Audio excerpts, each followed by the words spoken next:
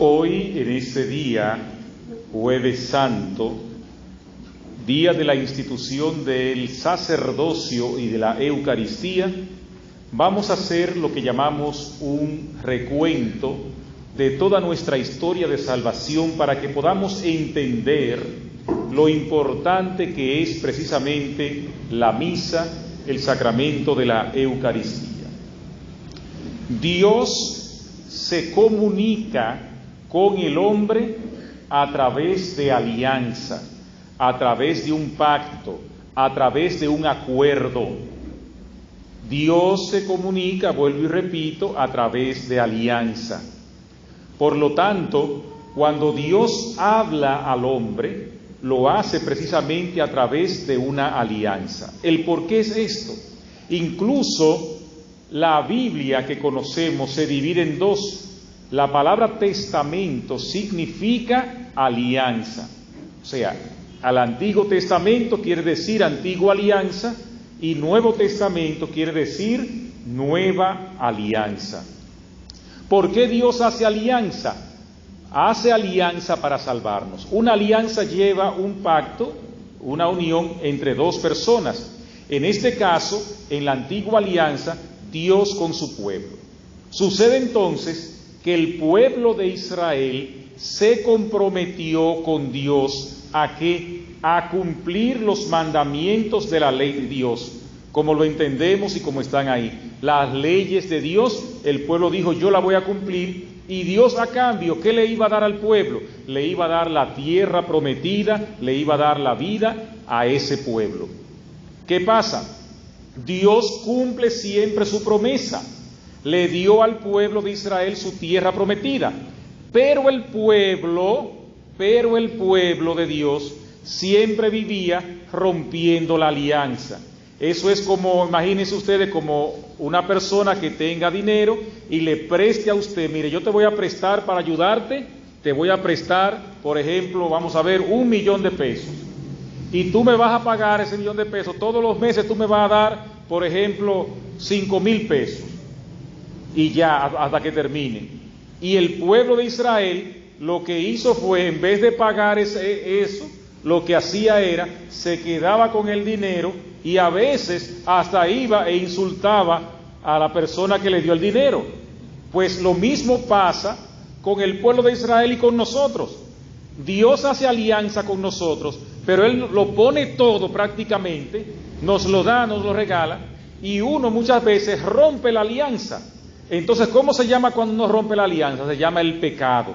Entonces, uno rompe el pacto de la alianza que hizo con Dios. Entonces, en la antigua alianza, Dios vino haciendo, digamos, sus alianzas paso a paso y poco a poco hasta que concluyó la antigua alianza con Moisés.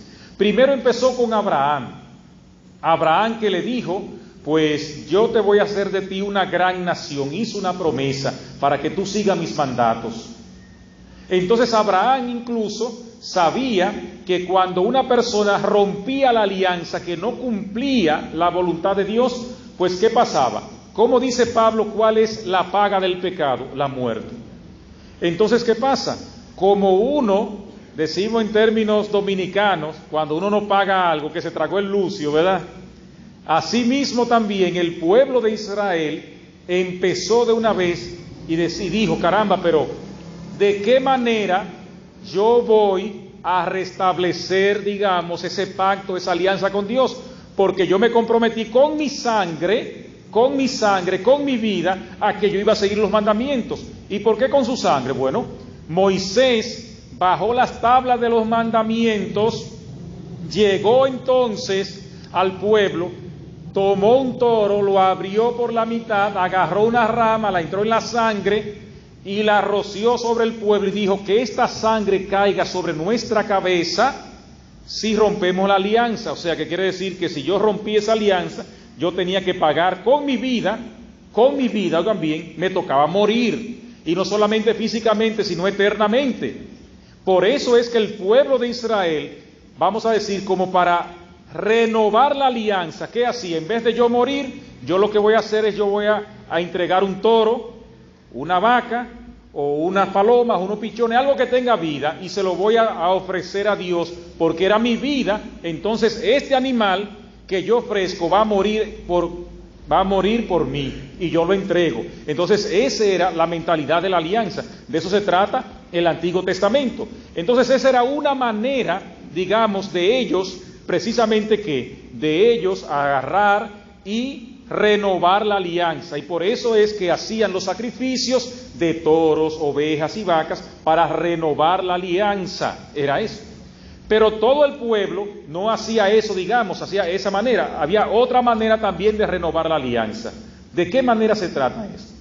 Bueno, había un grupo de personas. Una vez Abraham salió a guerrear y ganó la guerra. Entonces, en acción de gracias, fue donde un sacerdote de Salem, que era la antigua de Jerusalén. Salem, la palabra Salem quiere decir paz, shalom, paz. Jerusalén quiere decir ciudad de paz. Entonces, ya Salem existía, y fue Abraham a rendirle culto a este personaje que aparece una sola vez, que se llama Melquisedec. O sea, estamos hablando que Abraham es lo más grande que había, que fundó el pueblo de Israel, pero Abraham reconoce en este sacerdote la grandeza de Dios y va a ofrecer también sacrificios. ¿Y qué ofrece este sacerdote? Él ofrece no un toro, no una oveja, no como él mismo que ofreció a su hijo para que lo mataran, Isaac. Recuerden cuando en el monte Moria, subiendo la montaña, que le iban a ofrecer Isaac con la leña, que es símbolo de Jesucristo, subiendo al monte Calvario, ahora en estos misterios de la fe. Entonces Melquisedec tomó y ofreció pan y vino. Por eso la primera referencia que hay en el Antiguo Testamento a lo que Cristo hizo, que Cristo tomó en su vida, en su persona, las dos tradiciones que habían del pueblo, que era ofrecer pan y vino y ofrecer también un animal. En este caso, Cristo mismo fue el que se ofreció como cordero. Por eso que decimos que Cristo es el Cordero de Dios. Y también una noche como hoy, Él toma pan y vino como Melquisedec, y también mañana muere por nosotros. O sea, que estamos hablando que Cristo en su persona, en su vida, une las dos tradiciones de la alianza y hace lo que llamamos la alianza nueva y eterna. Miren qué interesante esto, ¿eh? Entonces Cristo, en su persona, vuelvo y repito, une esas dos tradiciones del Antiguo Testamento. ¿Qué pasa entonces? Dios entonces libera al pueblo de Israel del poder de Egipto y lo saca por el Mar Rojo y atraviesan y llegan y pasan de la esclavitud a la libertad, de la muerte a la vida. Entonces ellos entonces, con el culto que le dan a Dios en el monte Sinaí, es que sellan esa alianza con Dios, con la palabra de Dios. La palabra, o sea, los mandamientos y los escritos que hay, empiezan ellos a alimentarse, empiezan ellos a nutrirse. Ya en tiempos de Jesucristo había entonces también, como les dije, Cristo unió en su cuerpo esas dos costumbres, pan y vino, y también unió el sacrificio que Él se entrega. Pero también el pueblo de Israel, ¿cómo daba culto a Dios? ¿De qué manera? Para que ustedes vean lo grande que es la nueva alianza, la misa, y ahí vamos ya. Sucede que en tiempos de Jesucristo, ellos tenían pequeños templos que llamaban sinagogas. ¿Qué se hacía en las sinagogas? En las sinagogas se predicaba la palabra.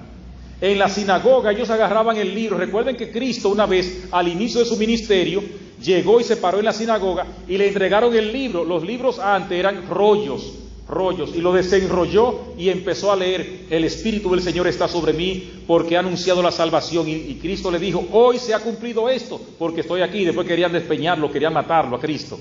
Pero las sinagogas estaban donde quiera, y ahí habían maestros de la ley, escribas que eran que transcribían la Biblia, pues se llama escribas, que escribían, y ellos entonces, el pueblo santo de Dios, eso era lo que hacía. O sea, la Biblia, el Pentateuco, el Génesis, Éxodo, Levítico, Número, Deuteronomio, se leía siempre y predicaban la palabra y se la aprendían y hacían hasta la escribían en pequeños trozos de papel y se la colgaban ahí se la colgaban de los vestidos, eso se llama la filacteria. Cristo dijo, alargan la filacteria, que se ponían hasta trozos de la ley. Esa gente se comía la Biblia, en otras palabras, la palabra de Dios, el Antiguo Testamento. Y entonces también, cuando pecaban, ¿qué hacían? Iban al templo, ¿a qué? A ofrecer sacrificios. O sea que, por un lado estaba la Biblia, las sinagogas, y por otro lado estaba el templo. En la sinagoga no se sacrificaban animales, sino que era en el único templo que había en Jerusalén. En tiempos de Jesucristo habían dos, uno era en Judá, en el monte Sión, y otro era en Jerusalén también, y por eso era que los samaritanos y los judíos tenían el pleito, pero el templo de Dios estaba ahí en Jerusalén. Entonces, hoy, en una noche como hoy, Cristo se sienta con sus discípulos, toma pan, y le dice a sus discípulos, esto es mi cuerpo, esto es mi cuerpo. ¿Por qué le hacemos caso a Cristo? Porque Cristo todo lo que dijo se cumplió. Y por eso yo le creo a Cristo. Le dijo a un paralítico, ponte de pie, y por su palabra se puso de pie. Le dijo a un difunto, a varios, revive, y revivieron. Por lo tanto, cuando Él dice, esto es mi cuerpo, yo le creo a Cristo. Y por eso, esto es mi cuerpo, ahí está la presencia viva y real de Cristo. Viva, real, eficaz. Por eso no hay cosa más grande. Por eso entonces, después tome el vino, y aquí viene, digamos, esta parte. Tomen y beban, porque esta es mi sangre. Sangre de la alianza nueva. ¿Qué quiere decir nueva? Que superó ¿cuál? La alianza desde Noé, desde Abraham y desde Moisés, porque es la alianza que nueva y eterna. ¿Qué quiere decir eterna? Que es para siempre, ya no hay más, hasta que Cristo vuelva. Cuando uno termina la consagración, hay otra manera que uno dice, anunciamos tu muerte, proclamamos tu resurrección, ven Señor Jesús. Pero hoy en la segunda lectura también el misal acá, donde celebramos la misa, prevé otra respuesta que dice, oigan bien, cada vez que comemos de este pan y bebemos de este cáliz, anunciamos tu muerte, Señor, hasta que vuelva. O sea, estamos sellando esa alianza que Cristo hizo. Entonces Cristo dijo, alianza nueva y eterna, que será derramada por ustedes y por muchos para el perdón de los pecados. Óigame bien, o sea que Cristo hoy está haciendo una alianza nueva y eterna. ¿Y en dónde se manifiesta esto? En la misa, en la misa. Y el sacerdocio, cuando Cristo le dijo, hagan esto en conmemoración mía. ¿Qué es una conmemoración? Cuando usted, vamos a poner, se sienta, usted se cayó una vez un día y se rompió un brazo, pero ya usted, eso fue hace años, usted se sienta y usted recuerda cuando usted se cayó, pero eso a usted ya no le duele, ya eso está sano. Eso es un recuerdo. Pero la palabra conmemoración quiere decir actualización aquí y ahora. Aconteció el hecho, es como si usted se rompió el brazo aquella vez y todavía a los años, todavía ahí mismo le duele como si fuera el mismo día. Y así mismo por eso, cada vez que se celebra la misa, no tenemos un recuerdo de lo que Cristo hizo. Estamos actualizando aquí y ahora. O sea, que por la palabra de Cristo no es menos cuerpo y sangre de Cristo lo que Él hizo una vez un Jueves Santo, que lo que hace cualquier sacerdote en cualquier parte del mundo. Es lo mismo. El mismo pan que tenía Cristo en sus manos y dijo, esto es mi cuerpo, es el mismo que se consagra en cada vez que se celebra una misa. El mismo. ¿Por qué? Porque Cristo lo dijo. Porque Cristo lo dijo. Hagan esto en conmemoración mía. Y viene Pablo hoy en la segunda lectura y vuelve y dice y recuerda esta parte. Y dice, yo a mi vez recibí una tradición de la iglesia. ¿Cuál iglesia? Nuestra iglesia, que no le quede duda. Que la noche antes de ser entregado, el Señor se sentó, tomó pan, tomó vino y hace el recuento eucarístico que uno hace acá. O sea que estamos hablando que los apóstoles desde la muerte de Cristo estaban celebrando las misas. Y entonces aquí viene lo interesante de la misa. ¿Cómo les dije yo que se llamaban los lugares donde se predicaba la palabra? Se llamaban sinagogas. ¿Y qué palabra se predicaba? El Antiguo Testamento. Entonces, en la misa, ¿cuáles son las dos partes de la misa? Liturgia de ¿qué? De la palabra, la primera parte de la misa, liturgia de la palabra. O sea que en Cristo, en la misa, se unen entonces las dos partes, las dos costumbres, las dos tradiciones. Es el resumen de la Biblia. Por lo tanto, cada vez que se celebra la misa, es el resumen de la Biblia entera, de las alianzas que estamos haciendo, donde Cristo se hace presente, vivo y real acá entre nosotros, a través de la palabra. Ya entonces ahí quedaron listas, como decimos, las sinagogas, ahí en la misa. ¿Por qué? ¿Qué estamos haciendo nosotros ahora? ¿Qué yo estoy haciendo acá? Predicando, proclamando, explicando la palabra. Igual también que los discípulos de Maús, una Eucaristía, que Cristo va con ellos y les explica las Escrituras y el corazón les arde, porque la palabra de Dios hace arder el corazón. Pero solamente lo conocemos al partir el pan. Solamente conocemos plenamente a Dios al partir el pan, como los discípulos de Maús, que la palabra le hace arder el corazón, la palabra les da ánimo, la palabra le hace echar hacia adelante, pero el conocimiento puro, pleno de Dios es al partir el pan. Entonces Cristo une la tradición de las sinagogas, pero también entonces la Pascua. ¿Qué es la Pascua? El paso doloroso, precisamente, de ese paso doloroso de Cristo que muere por nosotros.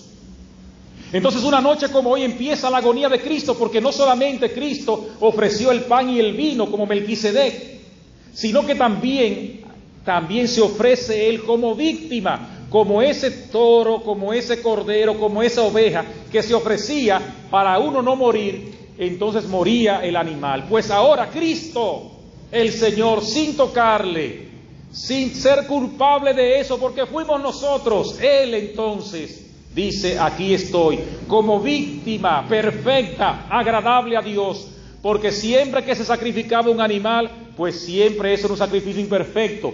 Tuvo que venir Dios en su locura y hacerse hombre para entregarse por nosotros, y ya, el único sacrificio perfecto, puro y agradable, que nos abrió la posibilidad del cielo. ¿Por qué la posibilidad? Porque el cielo está abierto para aquel que sigue su voluntad, pero el que no la siga no está abierto. Así es. Que Cristo me salvó. No, yo tengo también que unirme a la causa de Cristo también para yo salvarme. Entonces, ¿cómo celebraban este sacrificio, esta Pascua? Sucede entonces que agarraban la familia, agarraban un cordero y lo asaban con todo. Y le ponían hierbas amargas para que supiera amargo, para que se entendiera que era un sacrificio que estaba haciendo. A ese cordero pascual, a ese cordero de la Pascua, para que sepan, era como una fiesta que hacían y asaban ese cordero, la familia se sentaba y había que comerse ese cordero, no podía quedar para el otro día. El cordero que se sacrificaba, no podían romperle los huesos, había que presentarlo a sí mismo, como está ahí. Si era mucho para una familia, dice, reúnanse con otra familia. Así era que celebraban en las casas, celebraban la Pascua. Eso era así. O sea, la Pascua era así, con ese cordero, era una comida, la comida pascual. Pero ¿qué pasa también? En el templo, también llevaban otro cordero, y el sumo sacerdote le ponía la mano en la cabeza al cordero en señal de que le transmitía los pecados, y ese cordero lo lanzaban al desierto para que se muriera, o sea, para que se llevara los pecados. Entonces también había dos tradiciones de cordero, que era el cordero que se comía y el cordero que se le ponía la mano encima de la cabeza, el sumo sacerdote, transmitiéndole los pecados del pueblo. Y en Cristo, en la persona de Cristo, también se unen estas dos tradiciones de los dos corderos. Porque Cristo se ofrece como víctima, como sacrificio, para ser matado por nosotros a sí mismo. Cristo va camino al Calvario. Cristo, como cordero llevado al matadero, no dice nada. El cordero es el único animal que usted agarra y lo puede matar, le pega en el corazón y el cordero no grita. Óigame bien, qué interesante. Y Cristo también, camino al Calvario, va en silencio. Cuando Cristo estaba en la cruz, que ya para que se muriera, cuando los soldados van a romperle las piernas para que se muriera rápidamente, ya Cristo estaba muerto. Y por eso no le rompieron los huesos, al igual que el cordero tampoco podían romperle los huesos.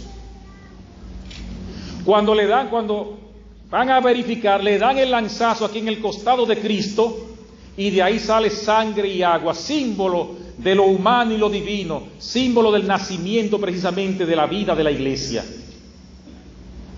Entonces tenemos que Cristo Jesús el Señor une en la misa, en la Eucaristía, une precisamente estas dos tradiciones. Entonces eso es lo que hacemos en la misa, la primera parte de la sinagoga, de las lecturas, y segunda parte precisamente el sacrificio vivo y santo.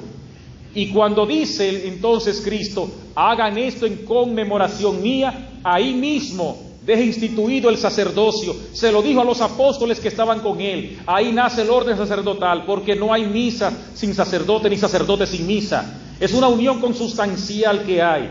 No importa que uno, como sea, uno es pecador, uno es lo que sea, pero uno, por virtud de la palabra de Cristo, tiene precisamente el don de Dios, para que con estas manos también santas y pecadoras ungidas, pues también se haga presente Cristo Jesús el Señor. Gran misterio este, como decía San Pablo, llevamos este tesoro en vasijas de barro. Y por eso entonces es el misterio de la Eucaristía lo más grande que nosotros tenemos, lo más grande que hay.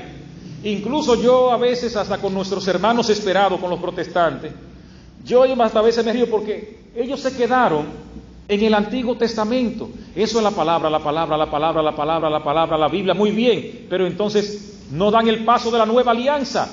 Gracias a Dios que no inventan ellos esa moriqueta con la misa ni nada de eso. Gracias a Dios que nada más se quedan que la Biblia. Se quedaron en las sinagogas. Pero Cristo dijo claramente, hagan esto en conmemoración mía, y se lo dijo a sus sacerdotes. Esto es mi cuerpo, esta es mi sangre. Y ahí entonces ellos celebran nada más el Antiguo Testamento, porque el Nuevo Testamento es esa alianza que les expliqué detalladamente. La unión de los dos corderos, la unión de las dos tradiciones del pan y del vino y del sacrificio, en Cristo se une. ¿Dónde? En la misa.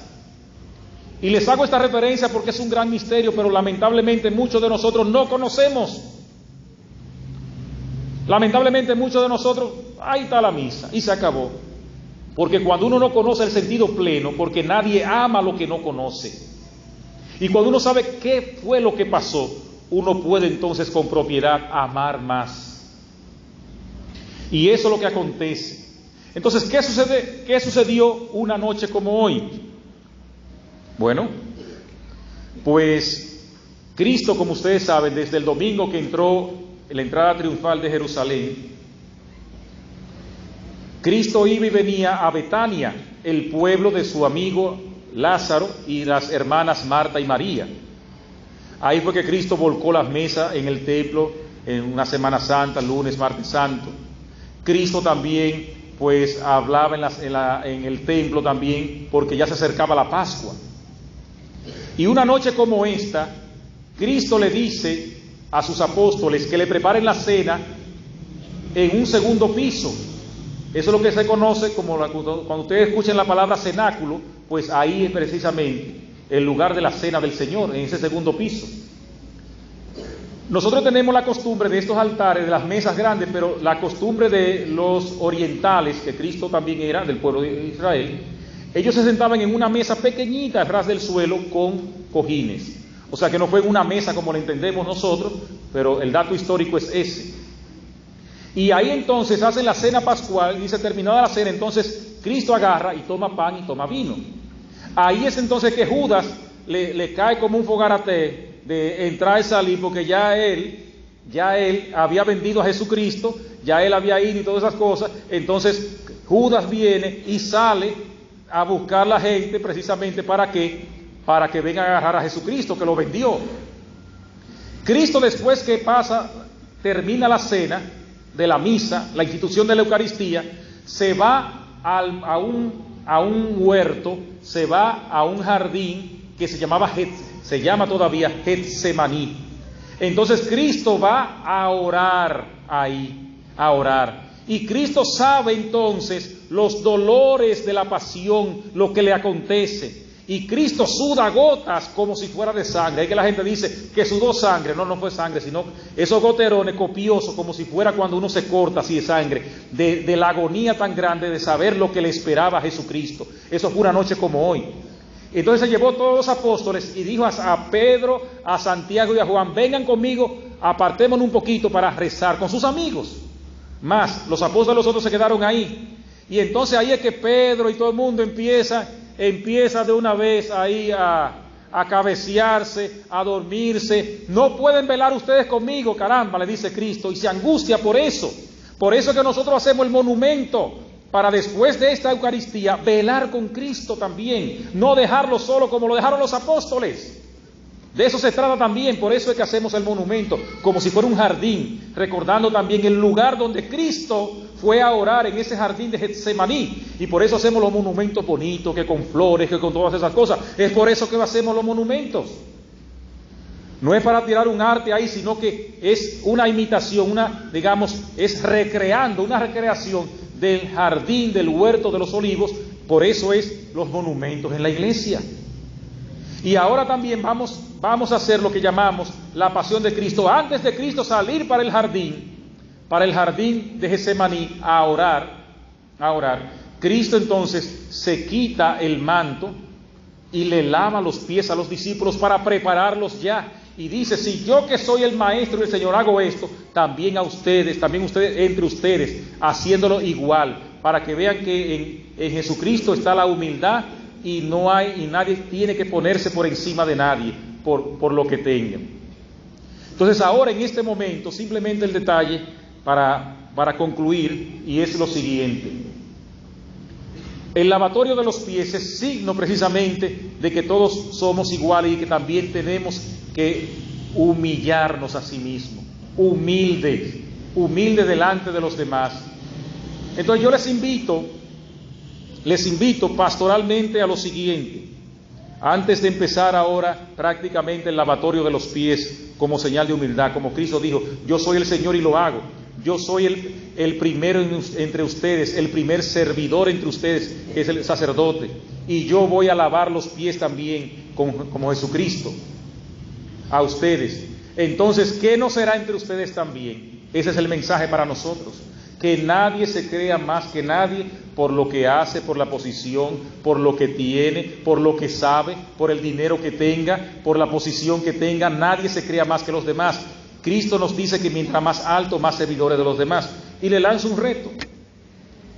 Ustedes, los padres, sobre todo los padres de familia y las madres de familia, las que tienen y los que tienen primacía sobre sus hijos, pues yo les invito, si no esta noche, pues hasta mañana en la mañana se puede hacer, que hagan el gesto de lavarle los pies a sus hijos.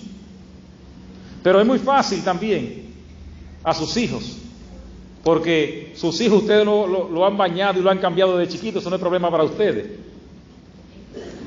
Y al servicio de la casa, a la sirvienta de la casa, a la que está ahí con ustedes, y al loquito del barrio, por ejemplo, a que usted considera que usted está por encima de él, ¿usted se atrevería a hacer ese gesto de lavarle los pies?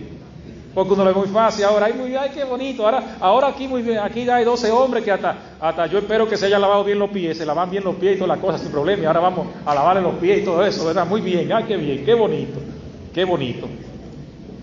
Pero ¿y nosotros podemos hacer ese gesto? Ese gesto, usted es el Señor, usted es la señora, usted tiene la primacía. ¿Usted se atrevería a hacer ese gesto con sus hijos o con quien está por debajo de usted socialmente, que usted cree? Entonces, eso es lo que significa, para que ustedes vayan sabiendo y vayan conociendo, eso es lo que significa el lavatorio de los pies. Pues vamos ahora con humildad, con sencillez a hacer este gesto. Y mentalmente pensemos ahora en esa persona, y después, si lo quieren hacer físicamente, pues sería un bonito gesto de humildad para que se le baje a uno el torcer la boquita y creerse más que los demás. Que Dios les bendiga a todos ustedes.